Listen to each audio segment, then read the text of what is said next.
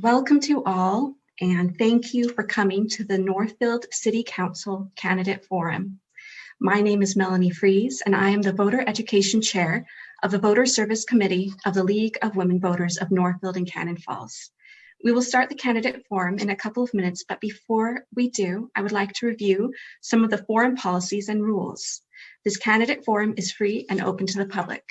Because of the ongoing pandemic, the 2020 forums are being held online using a Zoom webinar that can host over 1,000 participants. While the audience can watch the forum in real time, audience members' audio and video will be muted throughout the entire forum.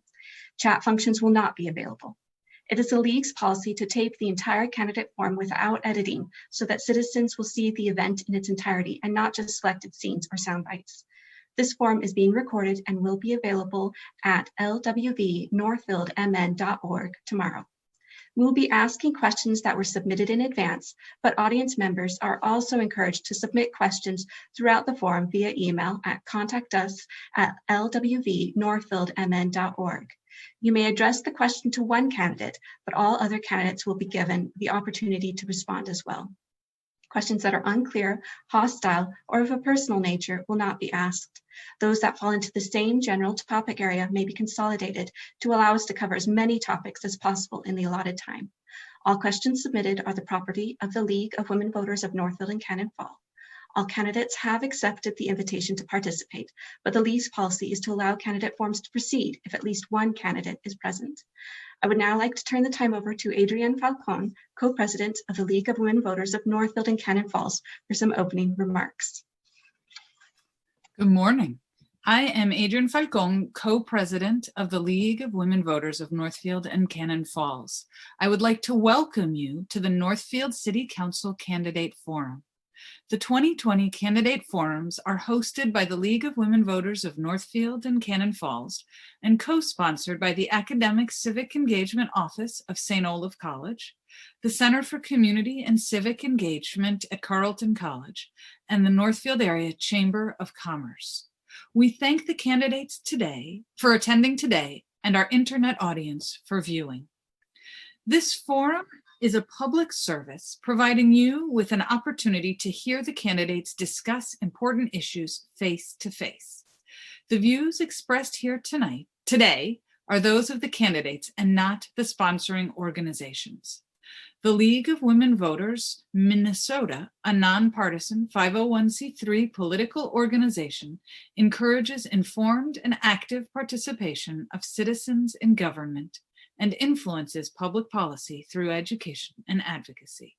We do not endorse candidates for office or political parties. Unfortunately, there is never enough time to cover all of the issues raised. If you feel that your question was not addressed, please contact the candidate directly after the forum. And now, I would like to introduce our moderator, Martha Mix, a certified moderator from the League of Women Voters. Thank you all. Thank you, Adrienne. We'll start the candidate forum with the opening statements.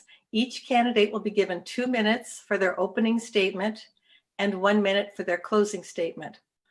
Opening statements will be in alphabetical order within each electoral race, beginning with Ricky Livingston. Oh, there's Ricky. And Brad Ness. They're both running for the at-large position. David DeLong and Jamie Reister, both running for Ward 2 positions, and Donald Steger and George Zicolato running for Ward 3. We also, the closing statements will be in random order, and the order of answering questions will be rotated. Candidates will have 1 minute and 30 seconds to respond to each question. We'll also do a few lightning rounds with only 30 seconds to respond.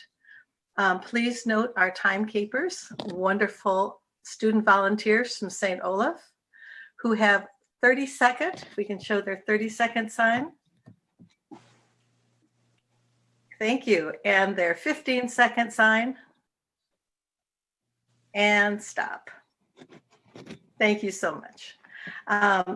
Please continue to submit your questions during the forum by email to contact us at LWV Northfield mn.org. We'll also have advanced We've also received questions in advance at this particular email. So let's begin with our opening statements, and we'll begin with Ricky Livingston. Thank you.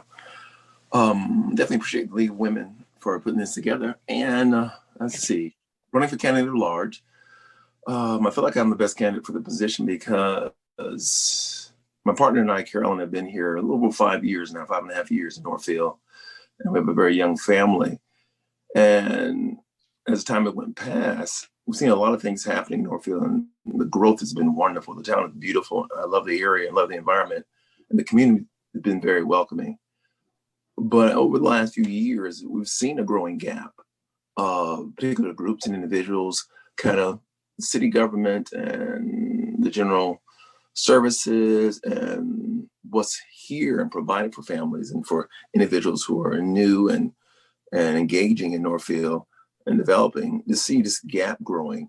I want to connect that gap. I want to see a better relationship between the emerging activism, the established organization, clubs and leagues, city government, public safety. I want to see this more of a collaborative effort of who's here now and who's been here, and how we go forward and connecting each other and feeling safe and welcoming and keeping this wonderful community and this wonderful place for families.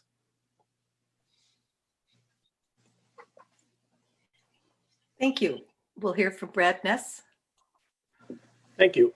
I am Brad Ness, candidate for the at-large position, which I currently am seated in.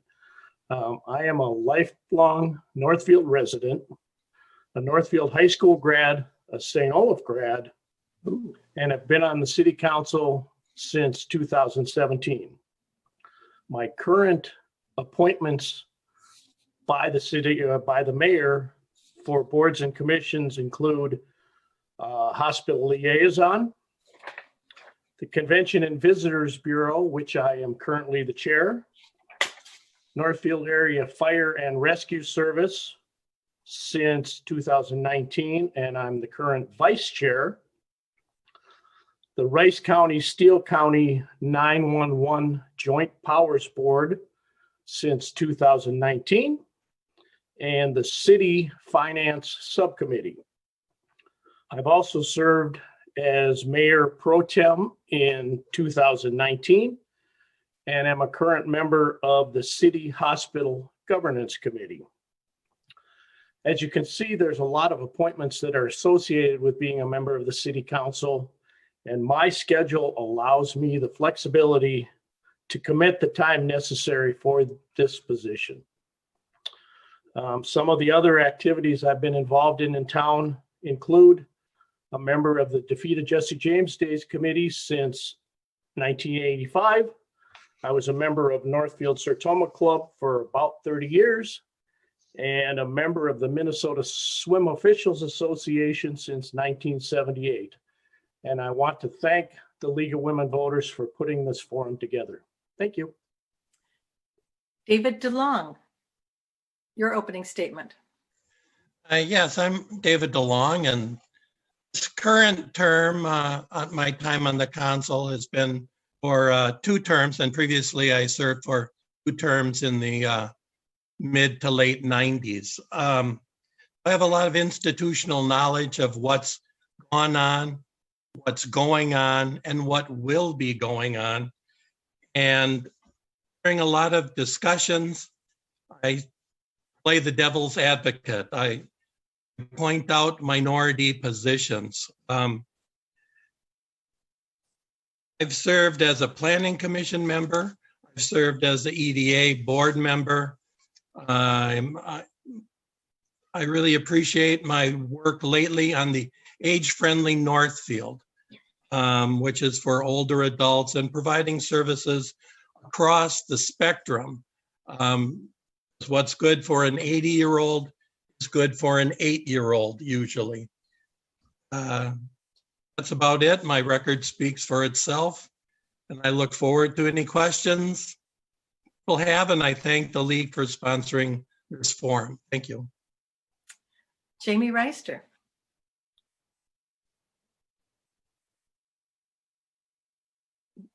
Your sound is, we can't hear you. I forgot to unmute myself. There we go. I'm trying to keep it so my dogs are quiet here. I'm Jamie. I am looking to help serve on Ward 2. I have been here in Northfield just over 14 years.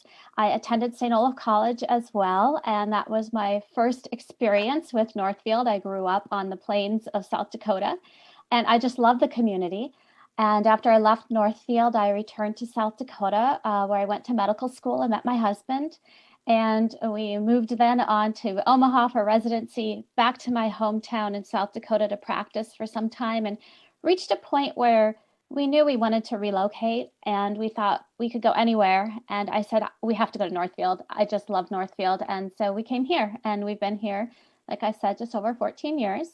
I have 3 kids here. I have a student at the Northfield Middle School, one at the Northfield High School, and then my oldest, who just got to vote for the first time this year, is a freshman at St. Olaf College as well. So we just love this community, and that's why I'm running. I am so committed to this community, and the people who are in it are just wonderful, and I am so incredibly grateful that I've been able to raise my kids here. And I feel I can offer a new perspective on the board or on the city council.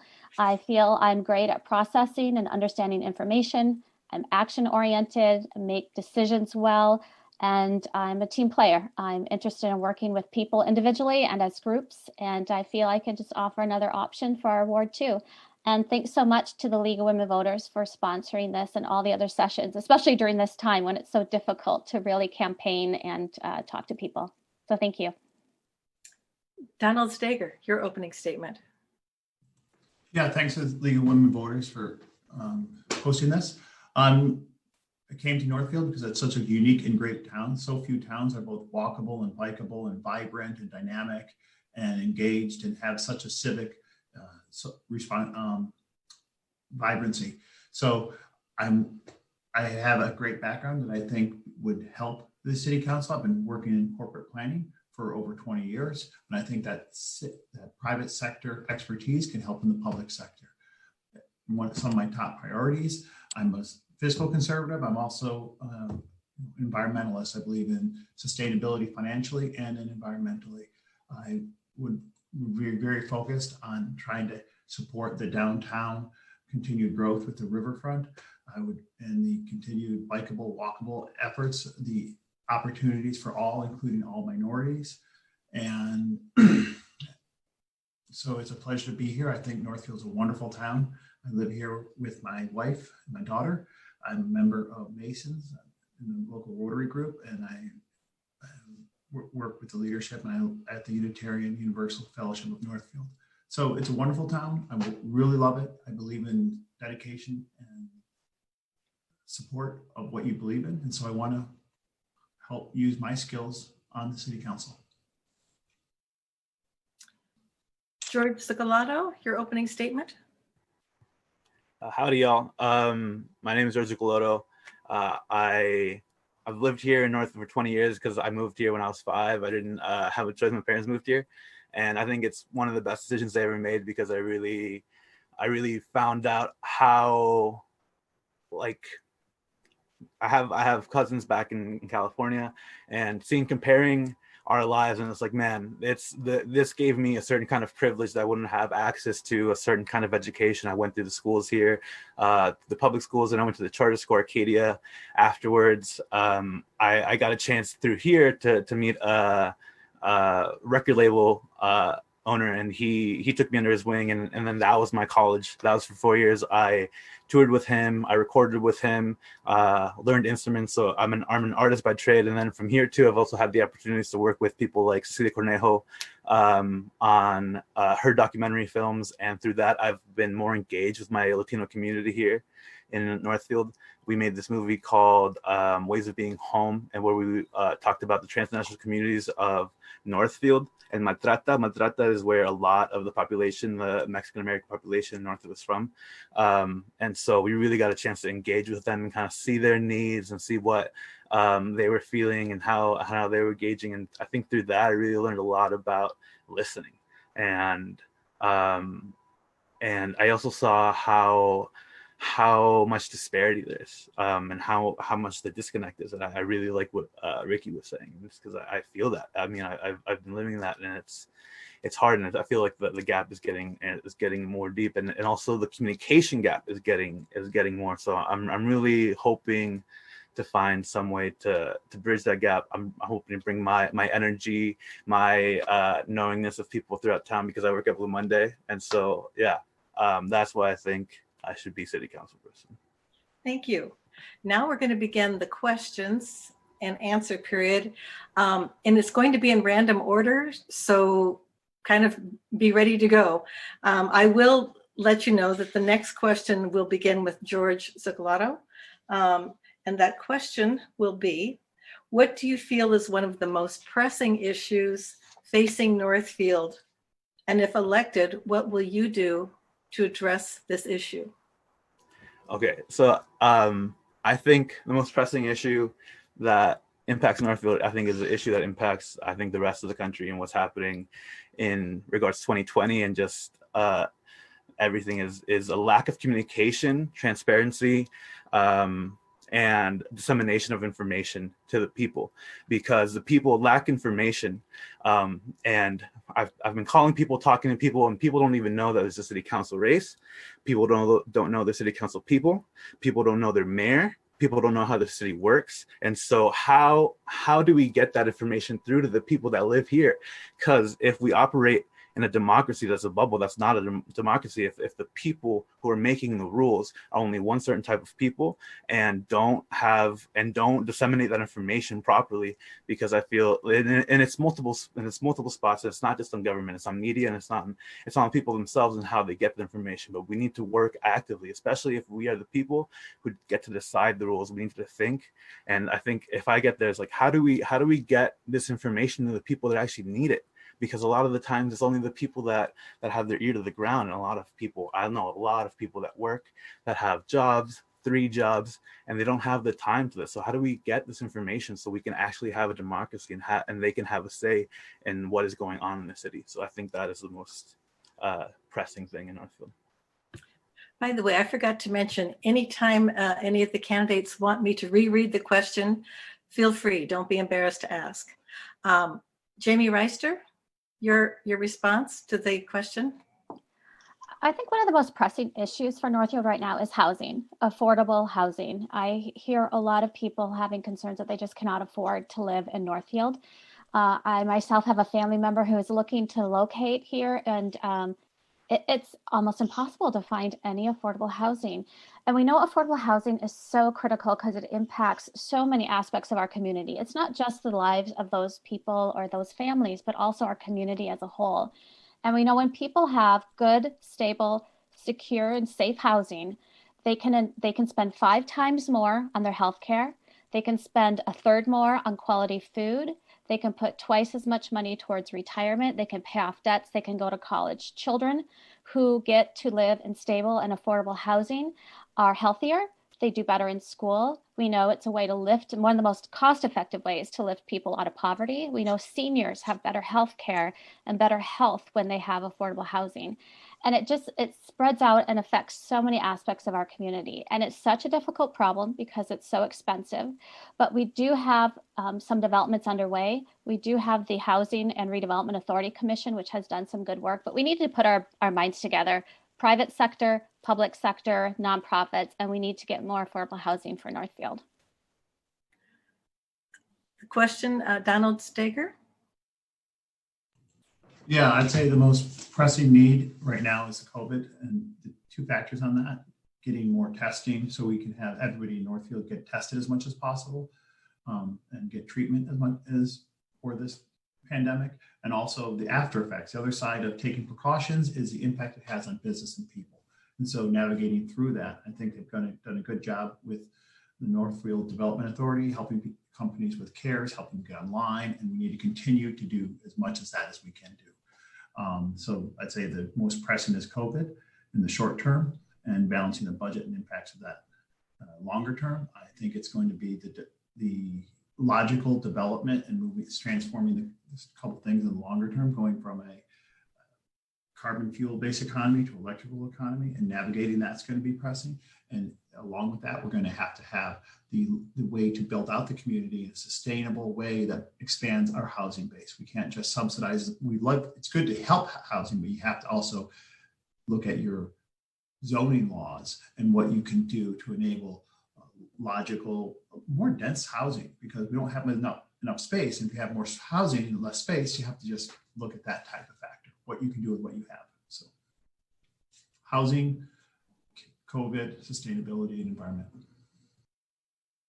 And Don, if you can get a little bit closer to the microphone when we do the question next time. Same question, Ricky Livingston. You're on mute, Ricky. Yes, I guess the further down the chain, the more the good answers get taken. It's not fair, people. But I mean, top three already mentioned are the best ones out there. The housing is essential, because I have a lot of friends, like some other people mentioned, who I've met in Northfield and I've known through the families at Sibley and also the middle school and such, who want to have better housing for their kids and their families, but they can't afford it. They find housing, and then they see it's taken up too quickly, or it's bought even before other people get here because of connections. And so it goes back also to what George was saying, the idea of being able to communicate what's out there, what's available, what's around here in Northfield. I've seen a lot of people in the sense of saying, well, I didn't know that was happening. Well, I haven't heard about that. Where do you get that information from? A lot of things are established. And I mean, the city council does a great job, I've seen so far, with a lot of things with boards and connecting the community for different groups and different settings and different issues. But still, a lot of people even don't know about those great boards that are even there to reach out to connect with. And then on top of that, as we've seen our community develop and grow, what I'd love to see is all these solar power houses and connections, all the roofs across Northfield. I like to see more of that, more economic development, more climate concerns as we develop safely and affordably in our community. But when you look at housing, when you look at communication, when you look at how we're developing as a city, how do we incorporate the people who are coming here? How do we connect to them? That's what I'm hoping to do. Thank you. David DeLong, your question is for you now. Yeah, one of the biggest issues Northfield is facing is the COVID-19 and the implications of it, both medically, our hospital, and our finances. Some families have been greatly affected by it. Other families slightly affected because they can work from home, haven't been out of a job.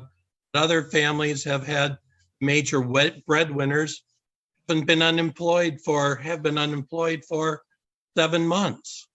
Now there's a lot of landlords that have deferred rent.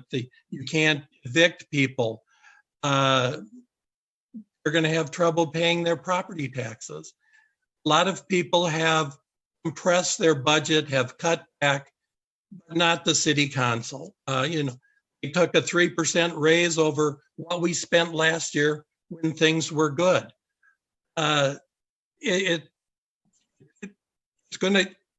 Money is the bottom line so often, whether it be affordable housing, whether it be communications, whether it be anything at all. And all I will do is keep pointing out these disconnect that you can't ignore COVID and its implications. Thank you. Same question, Brad Ness. Thank you. I too believe that the most pressing issue in the city is a financial issue. The city currently receives 23% of its budget from the state of Minnesota by local government aid. We don't know where that's going to end up for 2021. We've heard numbers that it won't change. I've talked with our state senator, Rich Draheim, and he says that it probably will change. Nobody knows for sure, but we need to look at all the city issues and say, okay, what are our needs and what are our wants? If we don't do that, we're going to spend money in places where 6 months, 9 months down the road, we don't have money for an absolute need. We need to prioritize things in our budget, and we probably need to make some cuts. That hurts, yes, but we need to cut that budget somehow to save the taxpayers of Northfield from not being able to pay their property tax. Thank you. All right. Thank you very much. The next question, it's a two-part question. And we will begin with Brad Ness for this question. What is your definition of economic development? And what is one thing you would do to improve economic development in Northfield? Thank you. Economic development is trying to entice businesses or developers to come to Northfield to build a project. There's been several housing projects in the works and current ones that are improving some of the need that was mentioned by everyone else, that, you know, affordable housing. Some of those issues are being addressed currently. We need to continue those, but we also need to try and attract businesses to town. The city several years ago brought into the city 500 acres up by the hospital to try and get a business park going. Well, that has pretty much sat empty, and I think we need to get a little more active on how to attract businesses to that area. The economic development department in the city is doing a pretty good job with what they have to work with. They have gotten several projects through, but we do need more to try and lower the taxes for the residents. So, thank you. Thank you. Sorry. Ricky Livingston, same question. Thank you. Well, for me, economic development is more finding a balance between private and public sector. Yeah, it's kind of finding that balance, really. The actions that really don't look at developing a great stability and equitability growth for your community and people who live here. Looking at corporations on themselves, on the face of it, is helpful, but to me, they're not the priority of economic development. The priority is local businesses, local public services, schools, public safety, parks and recreations, basically the quality of life, even arts and culture. Because the ideal is, yeah, we can bring in a company, bring in a corporation or entity, and that's helpful, and that should happen too.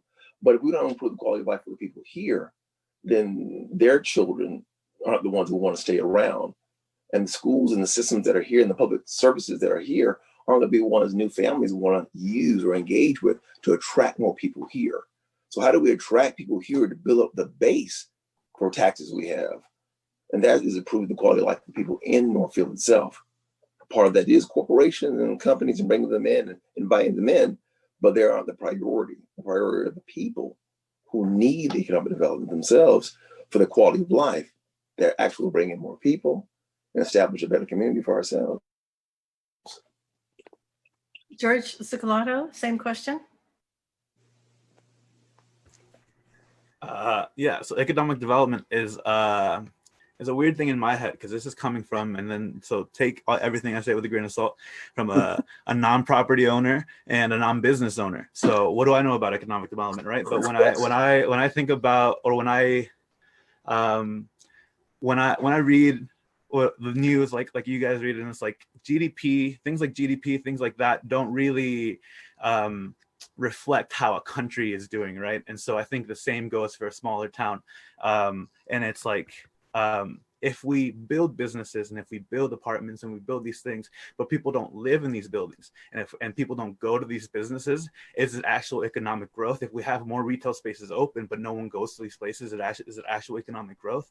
As a person that has worked in retail and in service industry for a long time, I know how much business owners pinch their pennies and really look and it's a struggle. We've seen through COVID how many businesses have closed, so it's like it's a struggle, and it's a real important thing. So I think a shift needs to go from economy that is for profit to an economy that's for humans, and then in the long term the profit will come, because once the humans are satisfied, I think we will spend the money and the economy will be okay, but it needs to be for the humans.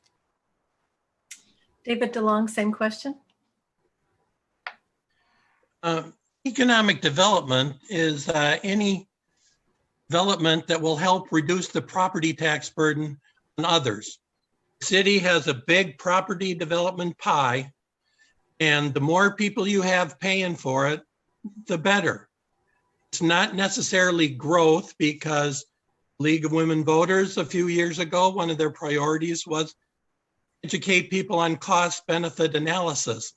And housing developments don't generate that much economic development, because they call the police, they need streets, they need schools, whereas commercial development, you get a lot more bang for your buck, the rates are higher. So primarily commercial development. And it's not just what I'm going to do. There are 7 people on the council that have to make a decision as to guidance. And then we have the city administrator and the economic development coordinator, and it has to be a coordinated position. With over 50% of the land in Northfield being tax exempt, that puts an undue burden on other people. So we need commercial development, and that costs money. Is that a priority? We'll have to see. Thank you. Ginny Reister, same question. When I think about economic development, the first thing that pops into mind for me is just stability. It's the means by which cities successfully grow and are stable. I think we can accomplish this by helping businesses we already have. We are in unprecedented times with COVID, and I think we need to be doing all we can for our current businesses to keep them in business, to keep them afloat, hopefully growing and thriving, but at a minimum right now, keep them open. So I think we need to, for sure, do all we can to help our current businesses, to help our downtown. Our downtown is the heart of our city. It is the heart of our history. We need to stabilize and do everything we can to support our downtown. And then I think we also need to make sure we're having as many employment opportunities as possible so we can attract people to our community. We need people coming here, wanting to live here, buying homes, contributing to our economy, and attract businesses. And we do have these large areas of land we can develop on the outskirts of town, but studies also show that your best bang for the buck is infill development, it's density. It's taking the open spaces we already have in Northfield, in downtown, that already have infrastructure that we don't have to pay to add infrastructure, and building those up. That's going to give us more bang for our buck than trying to spend millions of dollars on infrastructure on the outskirts of town. So I think we need to think strategically and think smart, support what we have, make this a community people want to move to and live in and support. Donald Staker, same question. Yeah, good question. Thanks so much. I think economic development is development of the economy, both from private and public and the businesses. I think some of the keys would be not to necessarily make a deal with the company, but provide the environment that fosters that people want to go to. Right now in America, there's a glut of retail and a glut of office space. So I think the idea, but there's more and more people working from home, more and more people that have the ability to move places. So I think we want to attract that business. So make the quality of life in Northfield so great that people are attracted here and businesses are attracted here. Think about other college towns around America, like Palo Alto, South Bend, Indiana. These are places where they've really leveraged relationship with the colleges to develop the economy. And I think we can learn from that as well.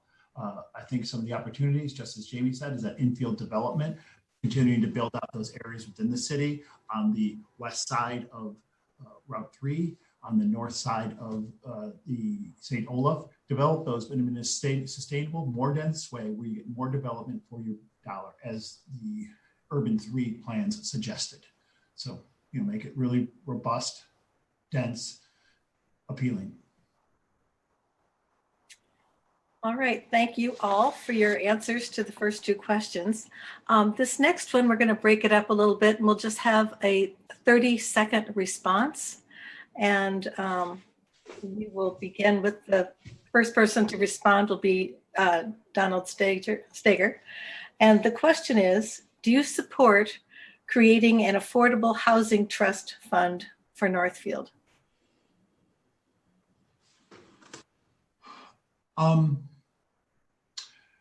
30 seconds. Yes, I support that, but I think that the main thing is to not build developments on the far south side of the community where you still have a lot of transportation costs, where you get less bang for your buck. You have to move that and use that dollars in the most efficient way possible. So focus on the efficient use of that. But and also you have to fund it as the budget permits. So yes, there's good value. I support it, but in a balanced way. So, David DeLong, same question.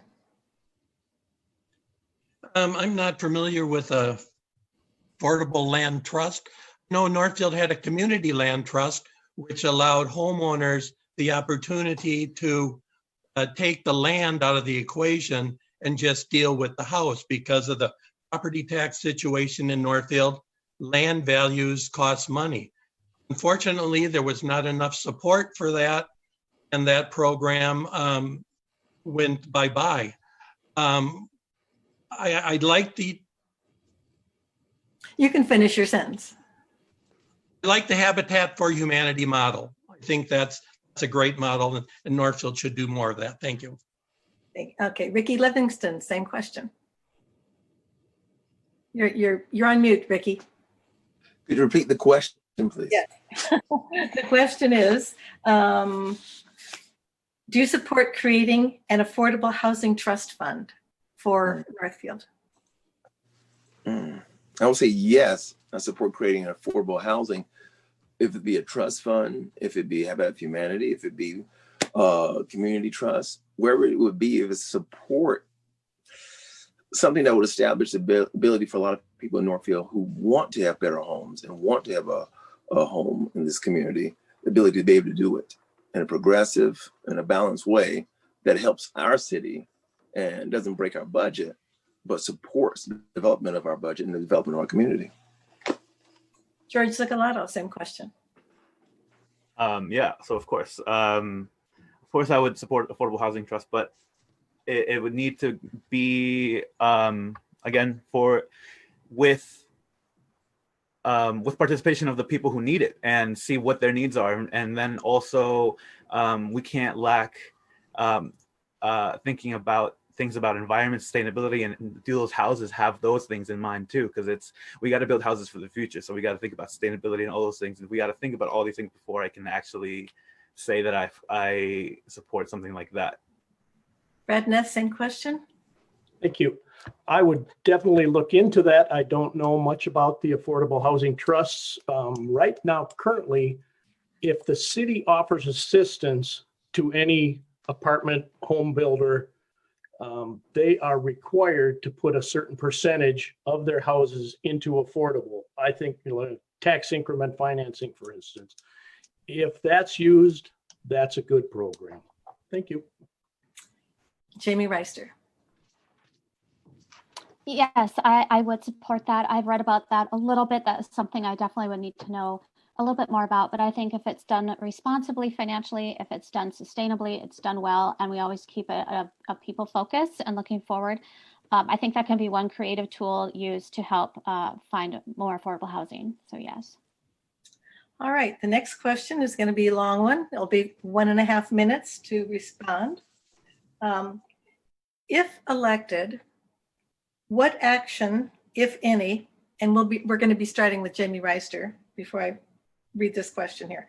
If elected, what action, if any, would you take to improve the local business climate, encourage more business growth and development, and provide more property taxes and jobs for Northfield?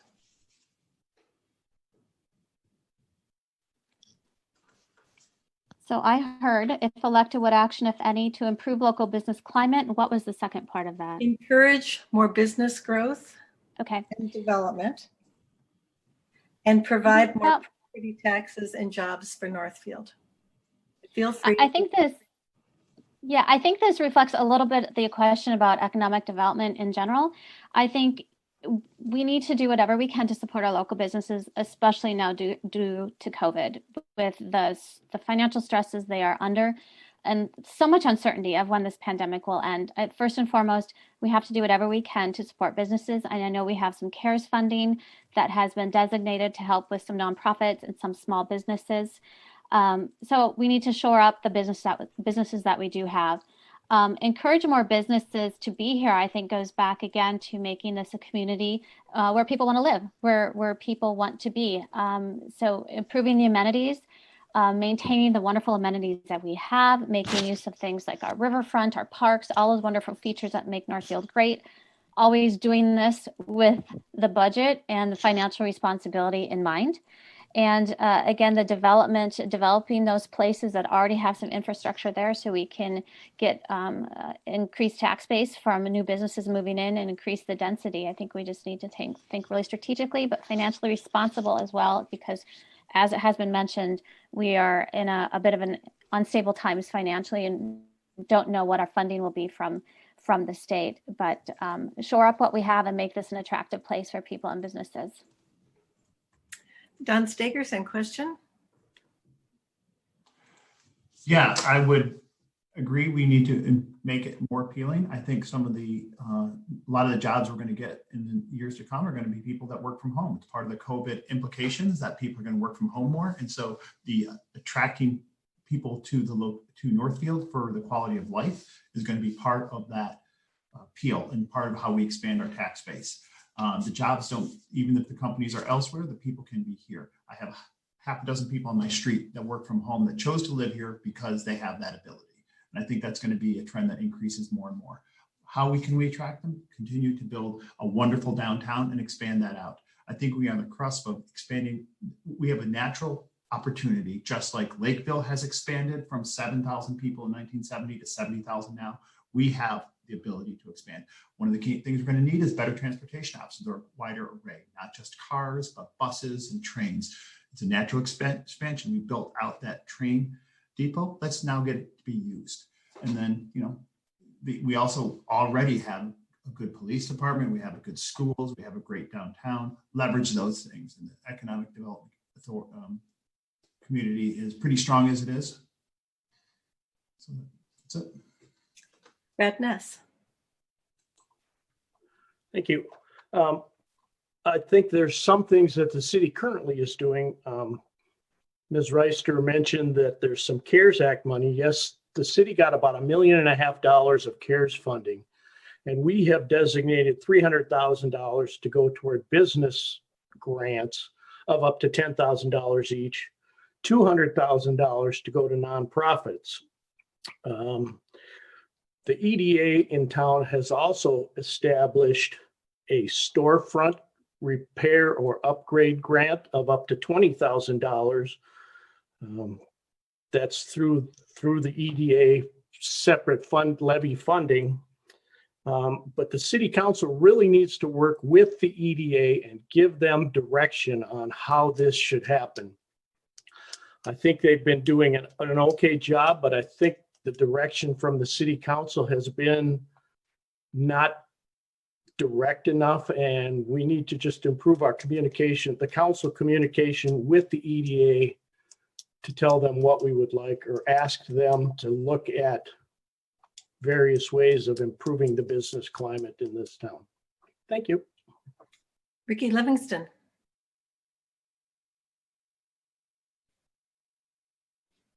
Me and this mute button have fun all the time. Two things. One, we asked for myself a little bit, but definitely for the audience, what EDA stands for. And two, repeat the question, please. Oh, sure. The question is, if elected, what action, if any, would you take to improve the local business climate, encourage more business growth and development, and provide more property taxes and jobs for Northfield? Okay. Do you have a definition of the EDA? That was the second question that we asked, the economic development. I said that because I want to emphasize the idea of acronyms. I know a lot of people, I get in conversations about various things and they say, well, what does that mean? Because when people go to acronyms, a lot of times it just loses some of the audience. And so make sure they're aware of it. But I mean, things have been thrown out already have been great. The grants have been provided.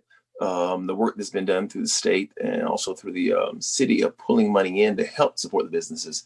I know a few shop owners downtown that I've become fairly friendly with and connected to a lot. I go to their shop all the time just to sit around and talk most of the time, though.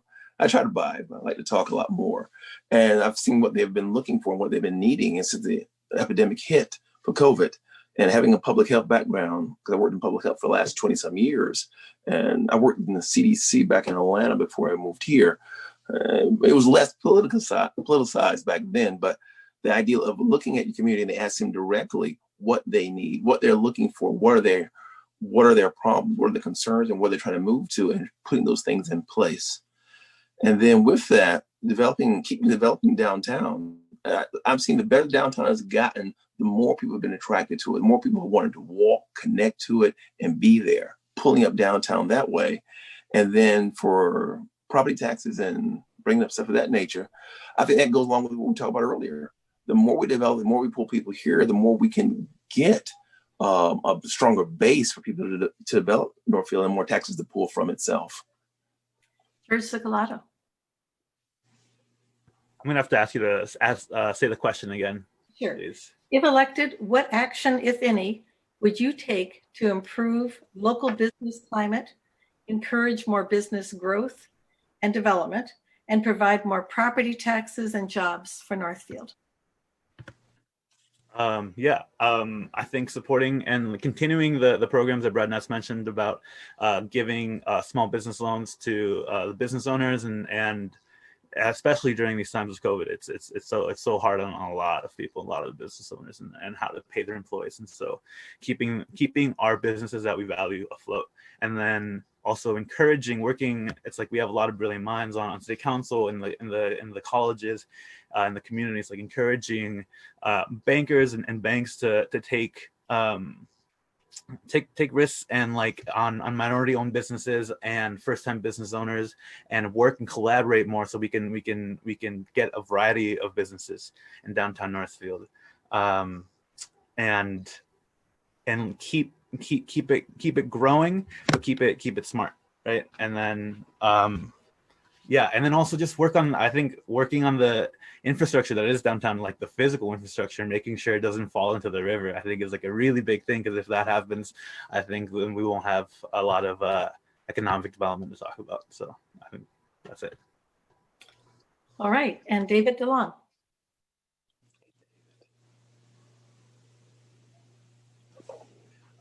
Yes. One of the first things we need to do is talk to the businesses and see what they want. There's a lot of people that think they know what downtown business owners would like. We haven't sat around in a meeting and listened. The other thing is, yes, the Northfield Economic Development Authority, has some programs, and they've had the Clem Scherer micro grants. And there's, I can't remember the guy's name from St. Olaf, but it was a St. Olaf Innovation Center or something. Northfield, Keith Homestead had a little incubator business on the second floor of his jewelry store complex down there. So maybe more incubators. Faribault has buildings that people can move into and grow their little, from the garage to a warehouse to something big. It's a lot easier to retain a business than to attract a new one and grow them. There's been a lot of talk about keeping some of the talented Carleton and St. Olaf youth here in Northfield and developing their business here, trying to communicate that. Talking, find out what they want, not what we think they want. And of course, the infrastructure downtown. Thank you. Thank you. Now here's a lightning round question, and it's a very city council kind of question. And we're going to begin with David DeLong. Would you support or oppose an additional roundabout at Jefferson Road and Jefferson Parkway? No. We need $4 million one we got going now is, is there, and it will help safely get kids across. Jefferson one by the Alina Clinic.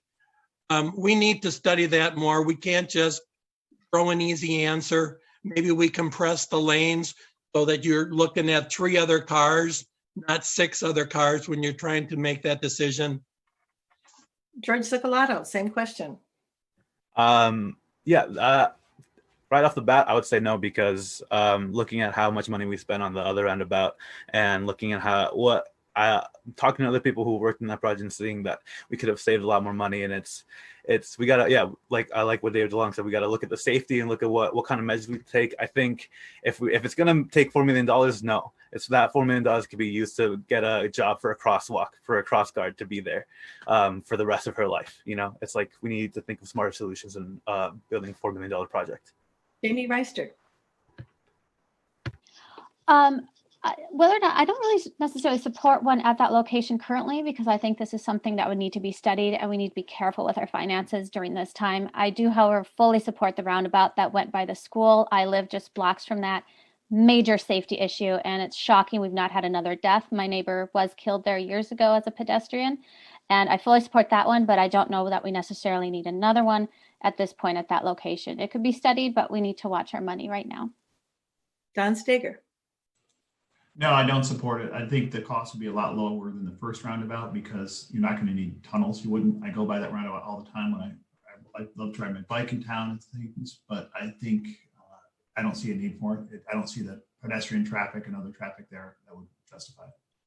Brad Ness. I would have to look at that one very closely. The statistics show that no pedestrian vehicle accidents, deaths have occurred in any of the roundabouts in Minnesota. That's a factor in my mind that would say, yes, put those in, but we have to look at the cost involved, and I think it probably would stay as a 4-way stop. Ricky Livingston. You're on mute. Me and this mute. I can't mute, just respond to my mind versus my finger. But like Brad, the idea of the safety of it is definitely a big concern. I love roundabouts. I lived in New Hampshire and Maine for 2 years, so I got used to them 24/7. But the idea of safety is the main thing, and definitely my condolences go out to Jamie and the family that lost that person in that roundabout that we're constructing in that area now. But I see that one there is very essential, especially all the schools located in that area. But no for the one there at this time. All right. And the next question, we're going to be starting with Brad Ness. And the question is, if you are elected, what actions, if any, would you take to support the Northfield Climate Action Plan's goal of being carbon neutral by 2040? I think there's a lot of actions right now that the council is taking. They're looking at solar. A lot of those is good. We have to weigh, I think, the cost of a project against, the savings that project brings. If it makes sense financially, I would be all for it. If it's only to cut carbon, I'd have to look at it strongly. So pretty much in favor of solar and the other projects, but they need to make sense financially. Thank you. George Zucolato. Can you repeat the question? Yes. If you are elected, what actions, if any, would you take to support the Northfield Climate Action Plan's goal of being carbon neutral by 2040? I'd support it by taking a good look at it and seeing what the actual costs are, because if it's something, it needs to be things that are necessary to the community. It can't be another Tesla car charger. You know what I mean? It needs to be things that actually do things for the community, and it needs to be cost effective, and it needs to be sustainable for the long term, and be able to be upgraded, because that is a big thing. Technology advances so far, and we need to reduce our carbon footprint. Thank you. Ricky Livingston. All right. I go along with what's been said initially. The ideal is what is in our community first is the strongest carbon concern we have. Looking at that, look at the top 3 or 4, is what we do will be effective for now? Will it be a long-term solution? Will it be basically a short-term solution? And if so, what should we pull from? Will it hurt us financially? What's going on with COVID? Can we really afford to make a big leap towards something that might be very small? I'm thinking we have a very small carbon footprint in this Northfield in the first place. So I want to see how big our footprint is. All right. And then Don Steger. Yeah, very important point. I would take 4 points for this. Continued the development of downtown in a dense, focused way. Secondly, focus on transportation, not only, which is a big part of the footprint, so enabling trains, enabling buses, et cetera. Third, there's a lot of federal government tax credits for solar. Let's help people get those credits. Let's reach out to them. Continued development. We've had over 10 times increase in solar in the last 10 years in our area. Continue that development with that support. And then third, XL Energy is giving out like nearly free energy audits. So get those used. David DeLong.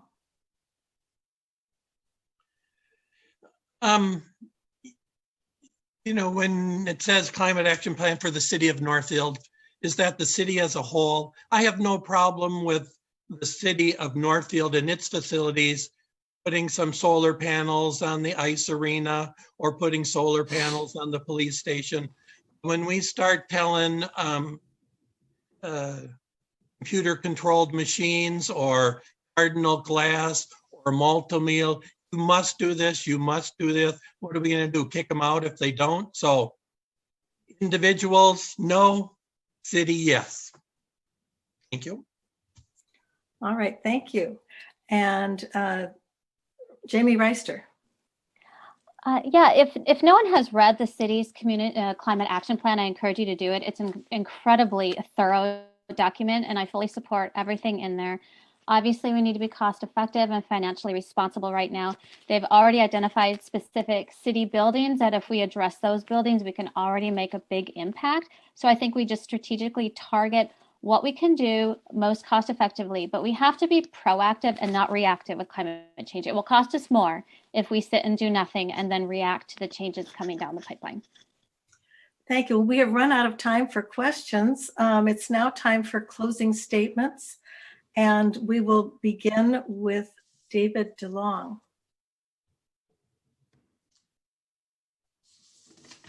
One minute for closing statements. Okay. Yes, thank you. I know some people have already voted out there. I thank them for voting.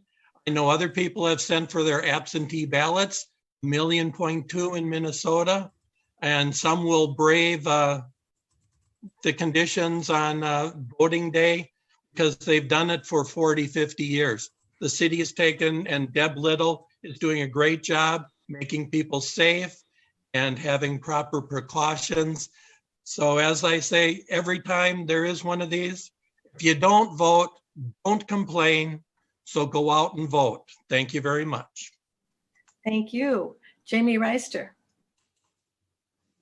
Agree. We just need to vote. We're so lucky to live in a place where we have that opportunity to vote, and we need to take advantage of it. Make sure you're registered. If you're not registered, Minnesota does allow same-day voter registration. If you have absentee ballot, get it in the mail, or you can drop it at the second floor of City Hall. If you vote in person, go for it. Do that. Be safe. Please mask, socially distance. Check with your neighbors, your friends, family. Do they have a voting plan? Do they need a ride? What are your college kids doing for voting? So I just encourage everyone to get out there and exercise your right to vote.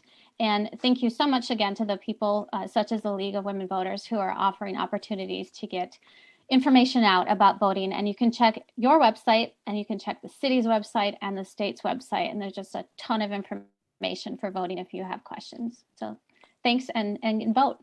Donald Steger. Yeah, I encourage everybody to vote and also recognize that we have a really special thing in Northfield. If you look at our downtown, it's full of businesses. There's almost no openings. You look at other downtowns, and I like Faribault, but their downtown is largely vacant of shops. So we've done a great job of attracting businesses and building a vibrant community. And City Council really can help do that in the years to come. we've had a great success, and we want to continue that success.